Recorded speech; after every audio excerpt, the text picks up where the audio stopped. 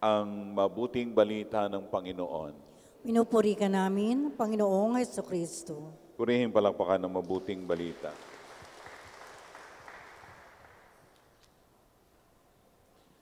Si Herodes, Haring Herodes ay makapangyarihan, may mga armas, sandata, may kayamanan, may connections, influence. Ano pa ba ang hahanapin niya?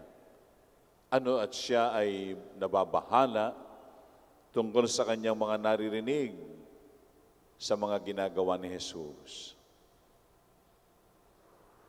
Ibig lang sabihin, matinding insecurity.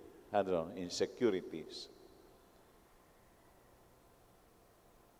Bakit hindi na lang niya ituloy ang kanyang pamamahala bilang hari na taglay naman ng lahat? Katanyagan, kapangyarihan at kayamanan.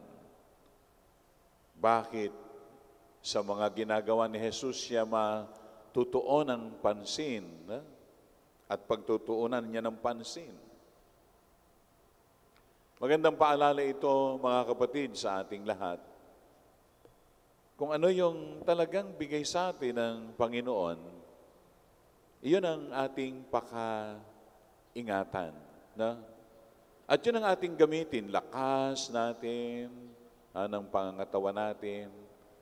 Kung ano man yung mga talento, kaloob ng Panginoon sa atin, hindi pag-ibayuhin lang natin.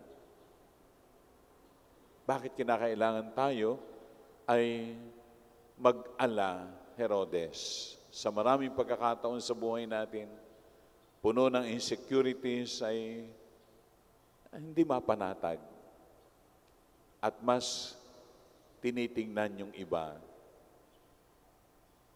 Bakit? Ito po ang mahirap nakalaban sa ating sarili. Yung parang hindi ka bilib sa sarili mo.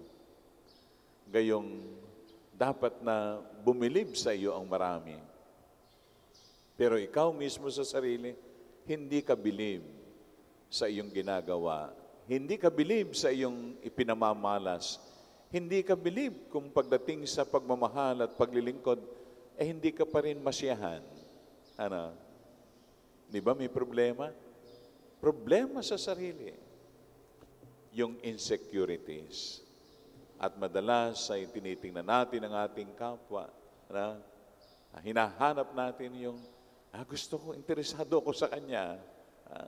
Itong taong ito. Mga kapatid, ito yung paka-aralin natin sa ating mga sarili. Baka nag-aala, Herodes din tayo. Na lahat na ibinigay sa atin ng Panginoon.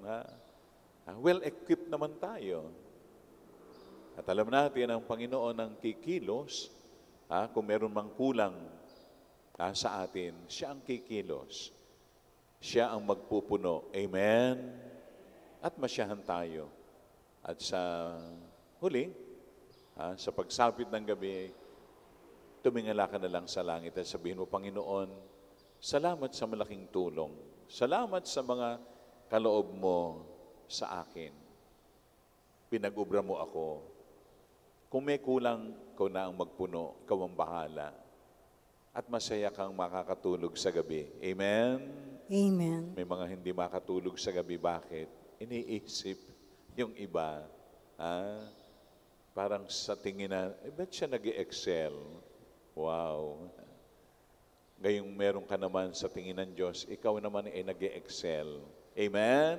Amen. Amang sabi natin, yun lang, ang Panginoon ang nagkaloob sa atin ng anuman at pag-ibayuhin natin ito.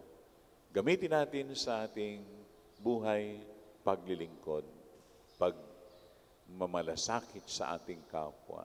At kung merong kulang, Lord, ikaw na ang bahala sa mga kulang. At pupunan ng Diyos ang lahat ng kakulangan. Nakatitiyak tayo doon. At maging masaya tayo sa buhay natin. Maging kontento tayo sa buhay natin. Na hindi natin masilip at hanapin yung sa iba na mapasa atin din. Yung sa ating kapwa, yon ang kanila. Yung sa atin, yon ang sa atin. At magpasalamat lang tayo sa Panginoon.